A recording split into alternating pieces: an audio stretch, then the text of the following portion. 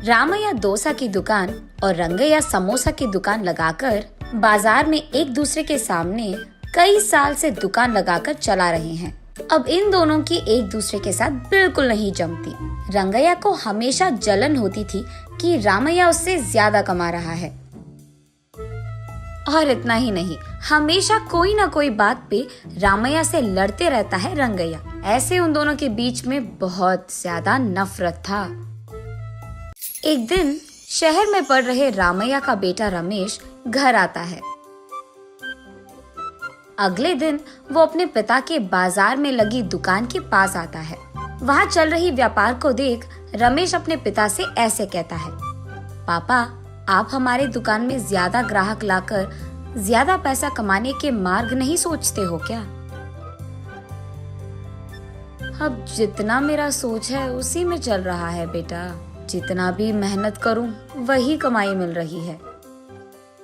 पापा, मेहनत से नहीं, चालाकी से कमाए जाते हैं पैसे। शहर में इसी डोसा को दुगने दाम में बेचते हैं, पता है आपको? अब शहर के दाम में यहाँ कैसे बेचेंगे बेटा?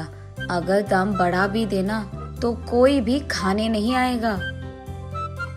पापा, मैं ये नहीं कह रहा हूँ कि शहर के दामों में यहाँ बेचे, बल्कि ये कह रहा हूँ कि ऐसा कुछ करे कि शहर का लाभ हमें यहाँ मिले।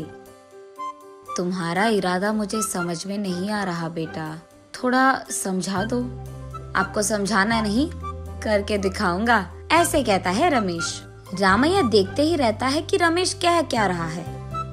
और इतने में रमेश उनके दुकान के बाहर एक बोर्ड डालता है। उस पे लिखता है कि हमारे दुकान में जो भी ये स्पेशल डोसा खाएगा उसको 10 साधारण डोसा फ्री में मिलेंगे, और जो भी डोसा आप खाओगे उसके भी पैसे नहीं देने पड़ेंगे। पर अगर स्पेशल डोसा खा नहीं पाए तो 10 डोसा का पैसे देना होगा, ऐसे लिख देता है। बोर्ड पे जो लिखा उसने वही बाजार में जोर से चिल्लाकर सबको सुनाता है। ये सुनकर बहुत लोग खुशी के मारे उनके दुकान पहुंच जाते हैं स्पेशल डोसा खाने। स्पेशल डोसा खाने के लिए मैं तैयार हूँ। नहीं नहीं, मैं तैयार हूँ। ऐसे सभी आपस में बहस करते हैं।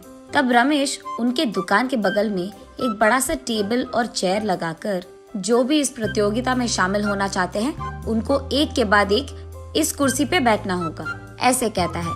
उसके बाद ठीक उस टेबल के जितना बड़ा डोसा वो बनाकर वहाँ लाता है और उस कुर्सी में बैठे आदमी के सामने पेश करता है। वहाँ मौजूद सारे लोग यही सोचते रहते हैं कि वो आदमी उस डोसा को खा पाएगा कि नहीं। आधा डोसा खाकर वो आदमी, मुझसे अब और नहीं होगा, ऐसे कहकर हार मानकर वो 10 डोसा के पैसे देकर वहाँ से चले जाता है। ऐसे ही एक के बाद एक स्पेशल डोसा खाने की कोशिश करके हार मानकर वहाँ से पैसे देकर चले जाते हैं। ये सब ठीक सामने से देख रहा रंगैया अपने आप में सोचने लगता है कि एक स्पेशल डोसा बनाने के लिए कितने पैसे लगते हैं। उसे पता था कि एक स्पेशल डोसा बनाने के लिए 3 डोसा लगते हैं, लेकिन बाकी 7 डोसा के पैसे तो लाभ में आ गए। तब उसे समझ आता है और कहता है, बाप रे, ये 3 डोसा बनाकर 7 डोसा का लाभ ले रहा है। बस रंगैया को जलन होती है। कुछ भी करके मुझे भी ऐसे ही पैसे कमाने होंगे, पर क्या करूँगा? ऐसे सोच सोच कर, हाँ, मैं भी उसकी तरह समोसा का कोई प्रतियोगिता लगा दूंगा, ऐसे सोचकर अगले दिन रंगैया उसके समोसा के दुकान के बाहर ये लिखता है कि जो भी आदमी 20 समोसा खा पाएगा उसको 10 और मुफ्त में मिल जाएंगे। पर अगर 20 समोसा नहीं खा पाए तो 10 समोसा के पैसे देने पड़ जाएंगे। और यही बात चिल्ला चिल्ला कर बाजार में सबको बताता है। ये सुनकर बहुत सारे लोग रंगैया के दुकान आते हैं प्रतियोगिता में शामिल होने। जो लोग आते हैं उनमें से कई सारे आसानी से 20 समोसा खा लेते हैं और रंगैया के अनुसार ही वो 10 और मुफ्त में ले लेते हैं और वहाँ से चले जाते हैं। ये देख रंगैया को चक्कर आ जाता है। शाम से पहले ही आधे से ज्यादा समोसा खत्म हो जाते हैं। उसके बाद कई सारे लोग वहाँ पे आकर, हम भी खाएंगे समोसा, हमें भी दो, कहते हैं। इस कारण रंगैया को बहुत गुस्सा आ जाता है। इसीलिए वो उसके दुकान के सामने से बोर्ड हटा देता है। वो किसी को मुंह दिखाने लायक नहीं रहता है। इसीलिए बंडी को लेकर अपने घर की ओर बढ़ते रहता है।